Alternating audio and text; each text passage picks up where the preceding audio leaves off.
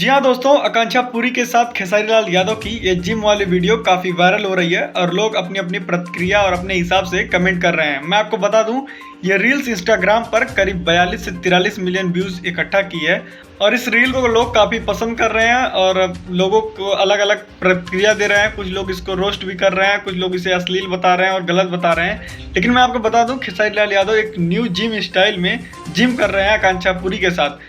फिलहाल तो आपको पता होगा, सुल्तानपुर जिले में जो खेसारी लाल यादव की अग्नि परीक्षा मूवी है उसकी शूटिंग चल रही थी और इसकी मूवी की शूटिंग खत्म हो चुकी है। मतलब पैकअप भी हो चुका है। ये लास्ट लगभग 2-1 दिन पहले की वीडियो है।